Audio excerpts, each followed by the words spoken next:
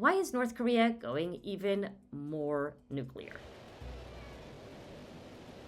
The country's leader, Kim Jong Un, has announced an exponential expansion of North Korea's nuclear arsenal, just as China's Xi Jinping arrives in Pyongyang. Now, while Washington has been focused on the possibility that Iran could get the bomb, has the world been paying too little attention to a country that already has nuclear weapons? From the BBC, I'm Asma Khalid.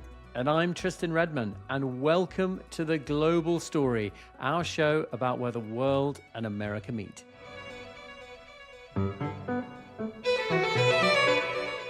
I'm Celia Hatton. I'm a long-time China, Asia foreign correspondent turned on-air analyst for the BBC, speaking about Asia. But I also host the Newsroom program and the Global News podcast, which is the sister podcast to The Global Story. So great to have you back on the show again. North Korea has not always been painted in the most serious of lights in the West over the last few decades. What do you make as a Korea watcher of the way in which North Korea is portrayed? It's interesting, Tristan, because I started covering North Korea when I first moved to China back in 2001. You had to, because a lot of the organizations who worked in North Korea were actually based in Beijing at the time. And so they would hold their press conferences in Beijing. It wasn't that unusual also to maybe go to the North Korean border to interview people who had just crossed across the border between China and North Korea at the time. It was quite porous.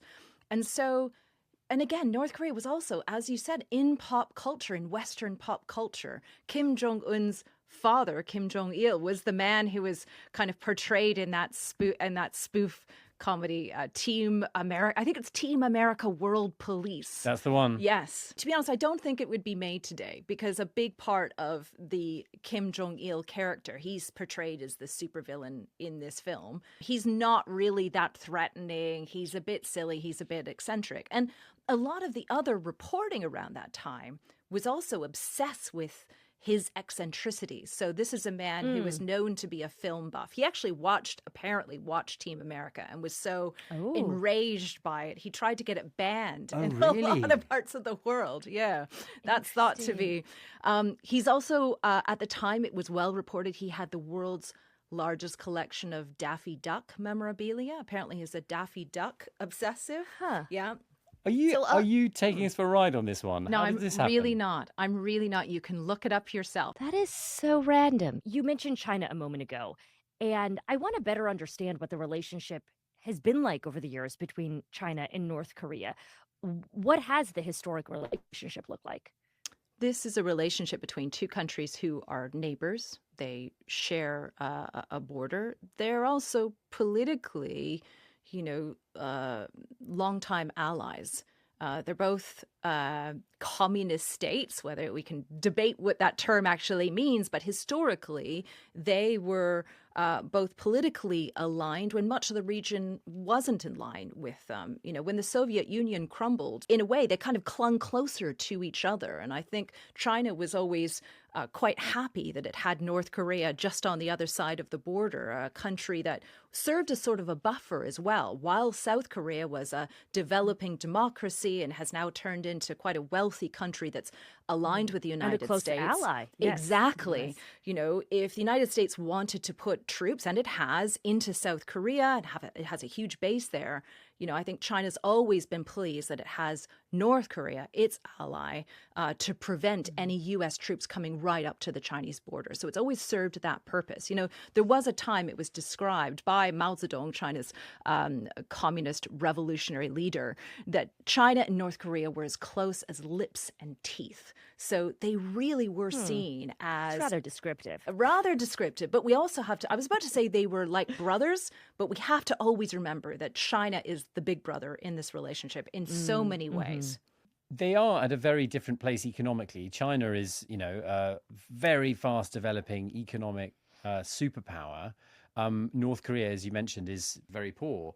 Would China like North Korea to be more economically developed, ideally? I think you can see people argue both sides of it, that there are some people who would argue that it's done China quite well for North Korea to be quite subservient, quite dependent on Chinese aid for quite some time. China has been giving North Korea food and fuel aid, up to, some estimates say, around 95% of their food and fuel aid for years now. And so North Korea is really economically dependent on China. Does China want North Korea to be to strike out on its own a little bit more? Probably. China values stability when it comes to North Korea. They might not like the regime that's in place there, but ultimately they just want North Korea to stay in place. They do not want that regime to crumble. They don't want a huge refugee crisis. They don't want the 23 million North Koreans to be flooding into China if the regime ever fell. And so when it comes to North Korea, they're just happy to keep North Korea going. We've talked a bit about how North Korea was viewed in the early 2000s as this eccentric country. Some in the West didn't take any of its threats particularly seriously. Particularly, I will say, when it comes to nuclear weapons. I want to understand what the conversations were like at that time, because my understanding is this was also the time period in which North Korea did develop a nuclear weapon. Is that right? They were trying to develop a nuclear weapon. They hadn't trying gotten to that point yet, but they were. They had a nuclear program. It was all very covert at the time, but they weren't making a secret of the fact that they were considering the idea very heavily, and they were trying to enrich uranium. That's the material that you need in order to develop a weapon. So they weren't trying to cover up that fact. And so a lot of effort went into a process called the six-party talks. Now, I'm going to describe something to you that sounds almost ridiculous now, but it was a process that went on for years. And I used to cover it for years because it would kind of convene every year or two. And it was 6 countries. So we had North Korea, South Korea, Japan, Russia, China, and the United States, all sitting around a table discussing North Korea, really trying to convince North Korea to give up its nuclear ambitions. 5 of them agreed that North Korea should denuclearize. And in return, North Korea would be allowed to develop. They would drop sanctions on North Korea. But those talks ultimately went nowhere because North Korea never trusted the idea that it was a good idea for them to give up their nuclear ambitions. So there's some evidence that for a time, maybe they would shutter their program. But over the years, we've always seen them restart it again. Why did they want a nuclear weapon? Because they've always seen nuclear weapons as protection. So for the North Korean regime, the Kim regime, which is now in its 3rd generation, the way to keep their regime safe, the way to stop any invasion by South Korea, to stop any attacks by the United States, those were always the 2 enemies that they cited again and again. The way to prevent that was to arm themselves to the teeth. So they did arguably then arm themselves to the teeth because they successfully tested a nuclear weapon, which was the thing that the global community had been trying to stop them from doing. What was your reaction when that happened? That was a moment of pure shock. In 2006, right? Yeah, I mean, because their language has always been quite bombastic and quite threatening. But there's one thing to kind of say those words. There's another thing to actually go ahead and test a weapon. So I remember that was a moment where we thought, ooh, okay, we're really getting away from the talk of Daffy Duck collections and Team America. Now we're getting into real weapons tests. And the international community reacted with the same amount of shock. That's the moment when we saw the UN really panic, I think. And that's when UN sanctions went into place on North Korea, much more heavy-handed sanctions than we'd seen before. That's when the United States placed quite heavy-handed sanctions. And I think also there was a lot of alarm in Beijing at the time. You know, Big Brother wasn't so happy. You know, we have to remember, China prizes stability. So after North Korea tests a nuclear weapon and the world is then aware that it has this capability, if we fast forward to when Donald Trump enters the White House. President Obama reportedly warned Donald Trump during the transition period that North Korea was the biggest problem that he would face. So then you see Donald Trump in his first term enter the White House, and he repeatedly tries to engage North Korea. What did you make, Celia, of those meetings? I think those meetings were framed by a sense of spectacle. You know, both men involved in those summits, Donald Trump, Kim Jong Un, both of them like a photo op. Both of them really prize the visual aspects of having this high-profile summit. So we had the first summit in Singapore, you know, this glittering city. A lot was promised at that meeting. You know, those men were smiling. And I remember American analysts I was speaking to at the time, military analysts, were saying, you know, they were amazed at how well that meeting went and how open the North Koreans seemed to be. But there was also a question mark after that first summit because a lot had been kind of promised about friendship and the path forward, but we didn't see a lot of concrete evidence. Fast forward to a year after that, there was another meeting in Vietnam, in Hanoi. The United States wanted the North Koreans to give up their nuclear weapons and to make real strides to shutter their nuclear weapons program. And Donald Trump really kind of put a lot on the line to say that he was the one who would strike this deal. Forget this whole six-party talks business with all these other players involved. He would be the one to sit at a negotiating table and get this deal done. I remember Trump entered North Korean territory. That's right. Later that year, he even stepped onto North Korean territory, the first U.S. president to ever set foot in North Korea. So at one point, the Trump administration even made a video to show Kim Jong Un and his inner circle. You know, this is what North Korea could look like if you allowed us to help you develop. It was this kind of PR dream, tall buildings and trains and lots of springtime flowers, and it just did look like this idyllic place. I mean, ultimately it didn't work, but I wish I could have been in that room when that video was first shown, and just to kind of even get in the head of Kim Jong Un. You know, what was he thinking when he was watching this video? I mean, I guess we can assume that he didn't quite believe what it was promising. Ultimately, these talks failed. And so what happened then to North Korea's nuclear program from there and its willingness to engage in any diplomatic talks with any Western nations about this? Not long after that moment when Donald Trump set foot in North Korea, fast forward a few months later, and the COVID outbreak first began. That's when China first began reporting news of this mysterious virus that was spreading in the city of Wuhan.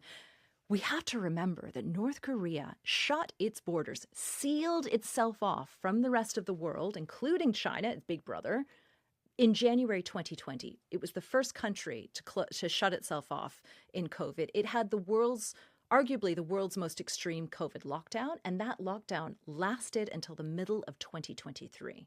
So it shut its borders to trade. It said no to, frankly, even from China, a lot of COVID aid until for a couple of years. And for a long time maintained that there was absolutely no COVID in North Korea, which to a certain extent may have been possible for a while because it was so sealed off.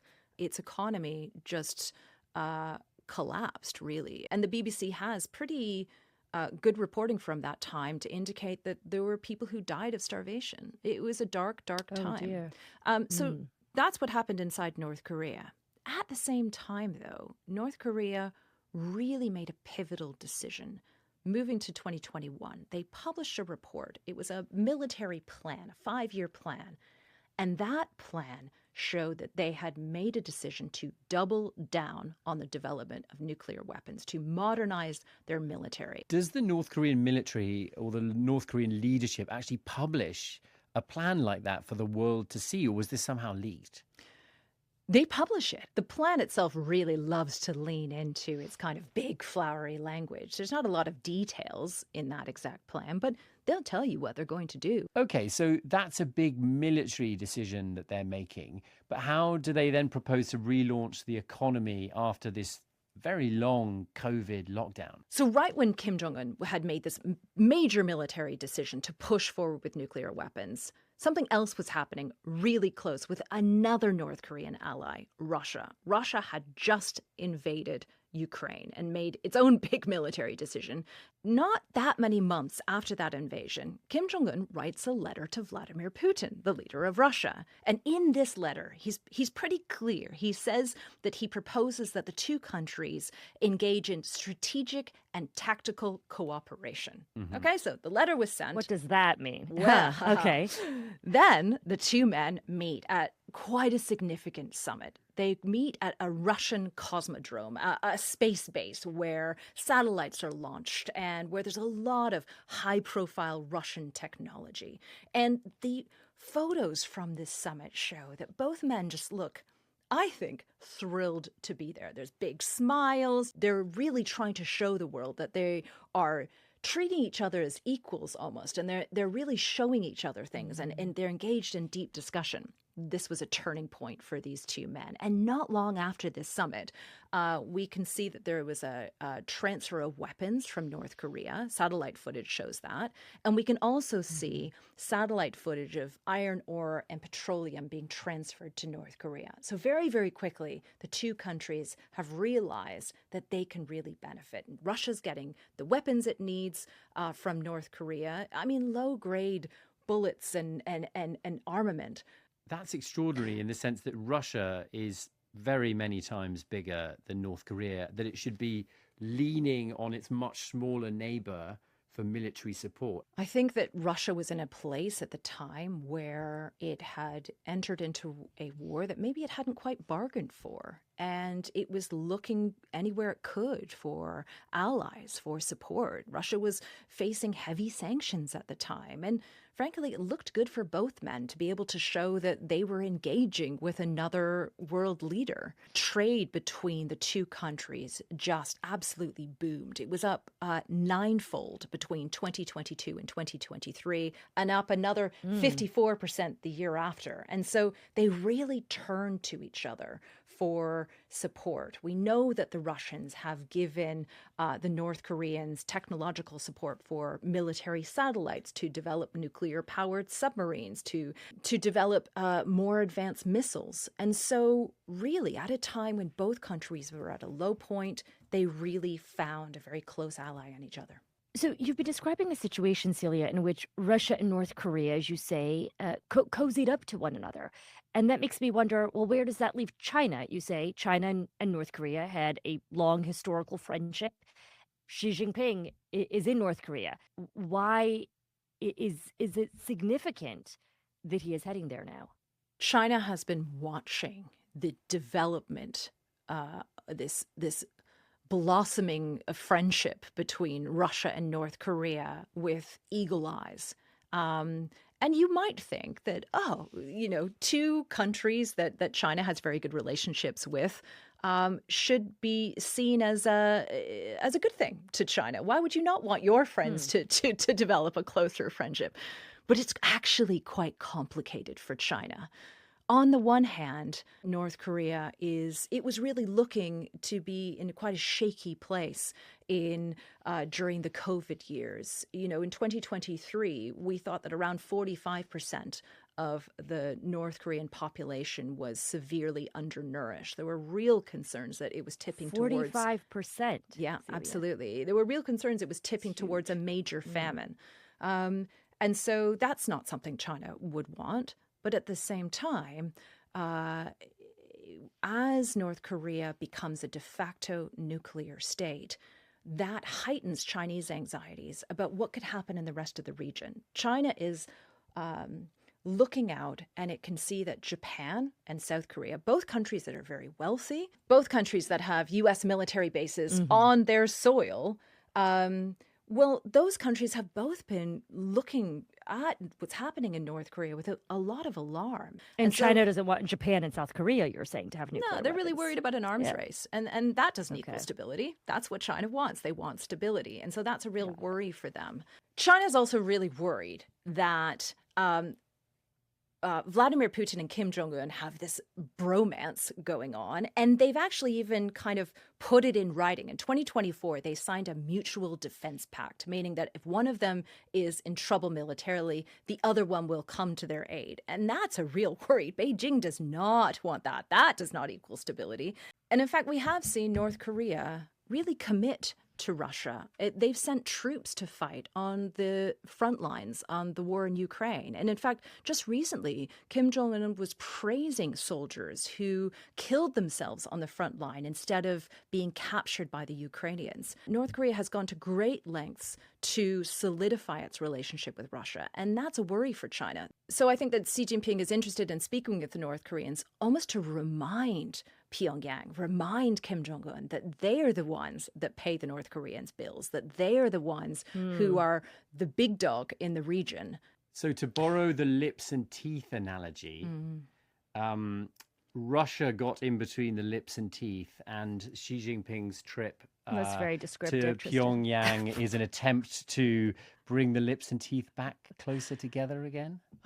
Okay, can we drag this analogy out too far? But okay, say that's what we do as journalists. Okay, so Russia are kind of like the temporary teenage braces that have gone on between the lips and teeth. But actually, that kind of leads us into this concern. It's almost like the Russian retainer, right? Because they don't want them to be the retainer, because then you stick around for way too long, right? Yeah, but there's also this thought that actually the North Koreans might need to think twice, because what happens if the war in Ukraine comes to an end? And so I think that's something that China might also want to remind North Korea, that China has been an ally of North Korea for decades. But, you know, this object that got between the lips and teeth, well, maybe it's not going to be around forever.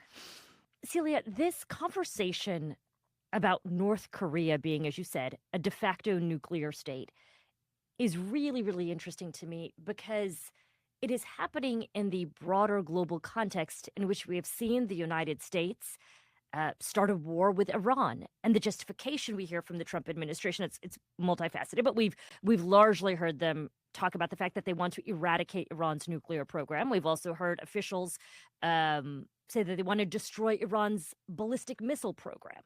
And Donald Trump, as we've said, during his first term, was really focused on, it seemed, to some degree, trying to denuclearize North Korea. That does not seem to be a priority of his now in his second term. In fact, he was asked on Air Force One about North Korea testing a missile several months back, and he seemed very nonchalant about it, says that they've been doing this for decades. Why, in your sense, is he not concerned by North Korea's nuclear ambitions, North Korea's missile program? I think because North Korea is a de facto nuclear state, I think there is a concern that North Korea has, we think, around 60 nuclear warheads now, and they have the capability to develop around 6 or 7 additional warheads every year. They are consistently, with Russian help, modernizing their military. It's still existing under the weight of UN sanctions and US sanctions. But I think by acknowledging the fact that North Korea is a nuclear state, it's also, you would have to then acknowledge that diplomacy failed in that regard, that those glittering summits in Singapore and Hanoi, that video, well, those attempts to convince North Korea to give up its nukes failed. And I think by highlighting that as well, well, surely countries around the world will look at the North Korean example and think, well, they made the right choice. If you were sitting in Tehran, would you be, if you were part of the leadership in Tehran, would you be looking at North Korea as well and wondering if that's the way to go? Every time I hear that Donald Trump say that Iran should never be allowed to have a nuclear weapon, I think about the North Korean example. There are some people who say, look, we need to acknowledge that North Korea's a nuclear state. And if we acknowledge that North Korea is a nuclear state, then they can sign up to all of the same organizations. They can be encouraged to open up their facilities to inspection, and that will be safer for everyone. Celia, it's always good to have you on The Global Story. Thanks for joining us. Please come back again soon, Celia. I will. It's always good to talk to you guys. Thank you. That's it for today's show. Thanks for tuning in. And before you go, we want to tell you about an exciting episode we've got coming up at the end of this week to coincide with the beginning of the Football World Cup. We want to hear from you, whatever questions you might have about the sporting side, the geopolitics side, the pop culture side. Send us an email at theglobalstory@bbc.com. We look forward to hearing from you. Cheerio.